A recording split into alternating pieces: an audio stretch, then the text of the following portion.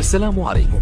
لا تنسوا الاعجاب بالفيديو والاشتراك في القناة تشجيعا لنا لنستمر بنشر المزيد إن شاء الله.